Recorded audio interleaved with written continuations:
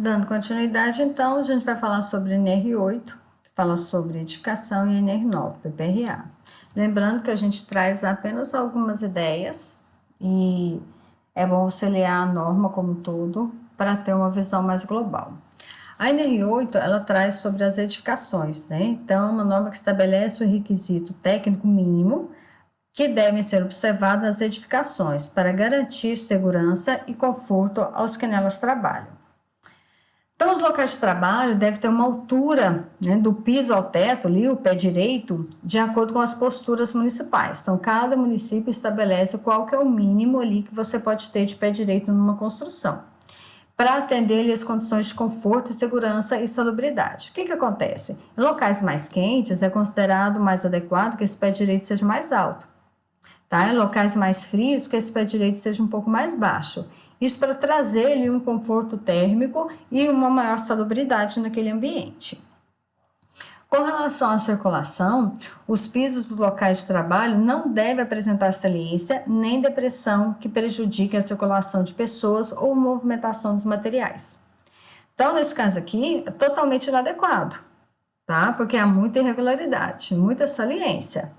Então, não é aconselhável que se tenha pisos dessa forma. Ele deve ser sem saliência e sem depressões, né? Para melhorar a circulação de pessoas e movimento de materiais.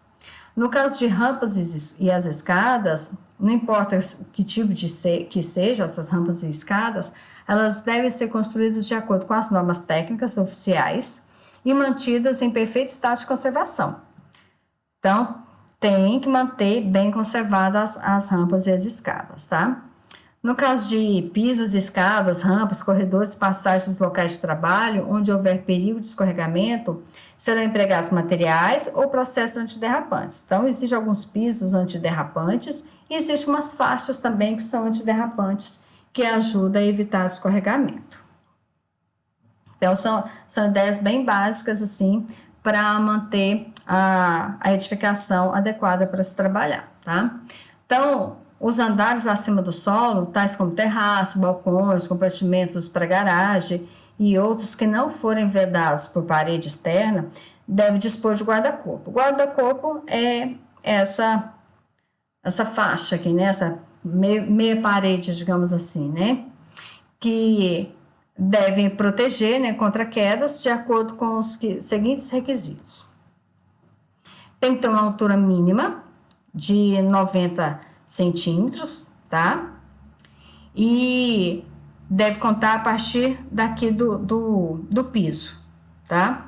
E existe também uma questão de peso, máximo que pode suportar aqui, em termos de peso, que é 80 kgf por metro quadrado, tá? Então, existe uma questão com relação ao peso também, tá? Proteção contra intempéries.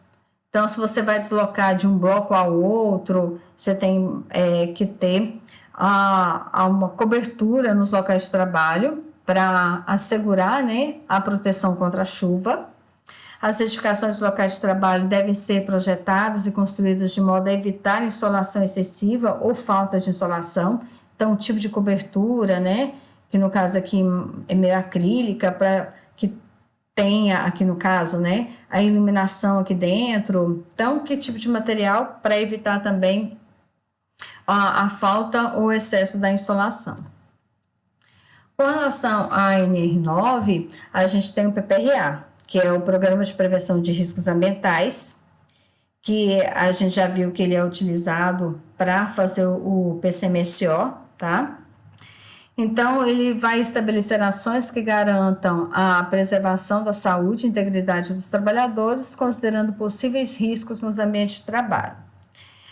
Deve-se prioritariamente a neutralização, buscar a eliminação dos agentes agressores. Quem trabalha protegido, entende-se que como tal, o trabalhador que faça uso de equipamento de proteção individual ou coletivo. O ideal que seja coletivo, o individual em último caso. Técnica e cientificamente dimensionado, de forma a ser capaz de neutralizar a exposição e não pode ser considerado exposto. Então, o trabalhador não pode ficar exposto aos riscos. pode dizer e emitir, né, admitir que no máximo ele esteja em risco de exposição, mas ele não pode estar exposto ao risco, tá? Então, o programa de prevenção de riscos ambientais deve incluir as seguintes etapas: antecipação e reconhecimento dos riscos, estabelecimento de prioridades e metas de avaliação de controle, avaliação dos riscos e da exposição de trabalhadores, implantação de medidas de controle e avaliação de sua eficácia, monitoramento da exposição dos riscos e registro e divulgação desses dados. Tá? Então, tudo isso entra dentro do Programa de Prevenção de Riscos Ambientais, o famoso PPRA, que toda empresa deve ter e deve ser renovado anualmente. Tá? Então, todo ano há uma mudança nesse PPRA, onde verifica-se quais foram os riscos, né? Quais as sugestões para melhoria daquele ambiente de trabalho, para eliminar esses riscos, dá-se até mesmo prazos para que isso ocorra. Então, no próximo, vai verificar se as sugestões que foram dadas foram acatadas, se resolveu, se não resolveu, como que ocorre, quais seriam as mudanças adequadas para cada vez melhorar o ambiente. Então, a gente tem os riscos físico, químico, biológico, ergonômico de acidentes. Então, aqui, ó, essa é uma tabela onde traz o grupo, que é separado por cores. Verde é risco físico, que entra ruído, vibração, radiação ionizante e não ionizante, frio, calor, pressão, anormais, né? Umidade. O risco químico, poeira, fumos, névoas, neblinas, gases, vapores, produto químico de modo geral. O marrom biológico entra vírus, bactérias, protozoários, fungos, parasitas, bacilos. O amarelo, que é o risco ergonômico, que aí entra esforço físico intenso, levantamento de transporte manual, exigência de postura inadequada, controle rígido de produtividade, também isso entra em risco ergonômico. Trabalho em turno e noturno, também risco ergonômico. Jornada de trabalho prolongada, monotonia e repetitividade, e algumas outras situações que pode causar algum estresse físico ou psíquico no trabalhador. E a gente tem o grupo azul, que é risco de acidente, que aí é um arranjo físico inadequado, máquinas e equipamentos sem proteção, ferramentas inadequadas ou defeituosas, iluminação inadequada, a eletricidade em si é um risco de acidente, né? Na verdade, era um perigo, o risco ao choque elétrico, né? Mas eles colocam aqui. Probabilidade de incêndio, explosão, armazenamento inadequado, animais peçonhentos e qualquer outra coisa que vai entrar, né, no risco de acidente. Então, vamos entender um pouquinho mais. Ó. O estudo, desenvolvimento e implantação de medidas de proteção coletiva deve obedecer as seguintes hierarquias. Lembrando que a primeira coisa que a gente faz é tentar eliminar aquele risco, certo? A gente vai tentar usar a proteção coletiva, tá? Que é a utilização de medidas que eliminam ou reduzam a utilização e a formação de agentes prejudiciais à saúde, medidas que previnam a liberação ou disseminação desses agentes prejudiciais à saúde do trabalho. Então, vamos supor que a gente tem um local extremamente quente, então há muito calor. Se a gente colocar um ar-condicionado, a gente já melhora aquele ambiente. Então, isso é um equipamento de proteção coletiva. Medidas que reduzam níveis de concentração desse agente no ambiente de trabalho.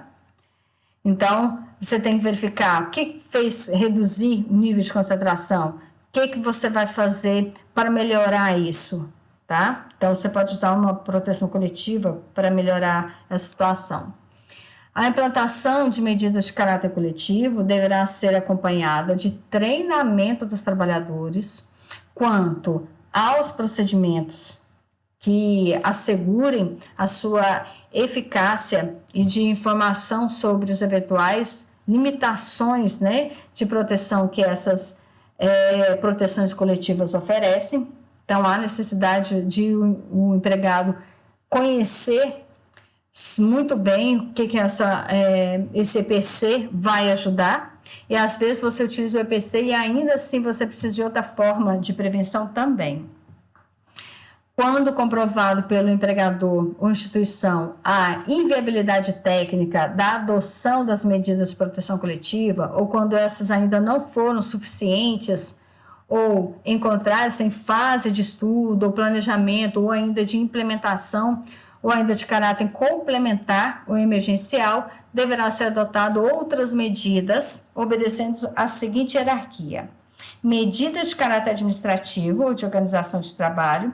Então, às vezes, deslocar o funcionário daquele local, você pode enclausurar um determinado equipamento, vai depender da situação, e a utilização do equipamento de proteção individual, tá? Lembrando que o EPI é a última coisa que a empresa deve fazer para poder sanar a questão de segurança, tá?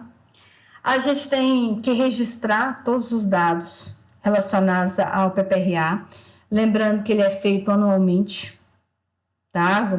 Visando ali as melhorias daquele ambiente, aquele EPC, ele funcionou?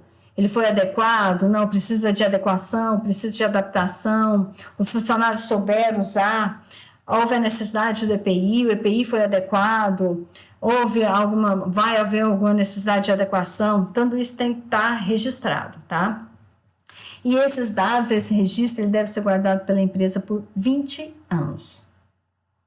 Tá? Então, são 20 anos que a empresa tem que guardar de documentação. No PPRA, a gente tem que lembrar que todos participam, todos são corresponsáveis. Por quê? Ninguém melhor do que eu, que trabalho em um determinado setor, para saber o risco que eu estou exposto, para saber quais as condições de trabalho que eu tenho, para poder passar para outra pessoa, para que ela ajude a sanar e melhorar aquele ambiente no qual eu estou trabalhando, tá? Não dá para outra pessoa chegar, olhar e falar assim, você está exposto a isso. Não, eu também participo. Sou eu que convivo com aquele ambiente, eu sou a melhor pessoa para poder informar quais os riscos que eu estou exposta, tá? Ou aquilo que eu estou vendo, aquilo que eu estou detectando, e tem outros que às vezes só um aparelho que vai conseguir medir. Aqui nesse caso, é uma informação de que a gente tem, é um PPRA, na verdade, né? Nesse PPRA está mostrando quais são os riscos que os funcionários estão expostos em cada setor, administrativo, na parte de linguagem, montagem, refeitório, lá no jardim. Então, vou pegar aqui, por exemplo, o depósito. Nesse depósito aqui, a gente tem o verde, né, que a gente tem o risco físico, que ele é baixo, né? Então, se a gente olhar o tamanho das bolinhas, a gente tem o risco baixo, a gente tem o risco médio e tem o risco alto. Então, aqui, ó, o risco físico aqui no depósito, ele é baixo. A gente tem o azul, que tem um risco de acidente alto, e tem também o vermelho, que é um risco químico alto. Na linha de montagem, a gente tem o risco de acidentes, a gente tem o risco químico, a gente tem o risco físico e a gente tem o risco ergonômico, tá? E todos aqui são risco alto. Na parte administrativa, a gente tem um risco alto na parte ergonômica. Na dispensa, por exemplo, tem um risco alto ergonômico, tem um risco baixo físico e um risco baixo biológico, tá? Então, aqui dá uma ideia. Esse outro aqui mostra também, aqui, ao invés de colocar uma bolinha de cada, separou, né? No caso aqui, são todos riscos altos, aqui são todos riscos baixos, né, pequenos, e a gente tem o risco médio aqui, pelo tamanho das bolinhas. Então, foi colocado aqui qual que é o tamanho, e aqui cada tipo de risco e qual que está exposto cada setor. Então, lembrando que quando a gente faz uma análise, a gente pode fazer setorial. Então, no caso aqui foi feito por cada sala, né? Então, cada sala, os riscos que cada um estava exposto. Ok? Então, essa é uma ideia muito básica sobre essas normas que a gente viu. Para maior conhecimento, é bom a gente ler as normas na íntegra. E qualquer dúvida que vocês tiverem ou curiosidade, podem me perguntar, tá? Na nossa aula, no período de atendimento. E não se esqueçam de fazer atividade, ok? No mais, bom trabalho para nós. Tchau, tchau.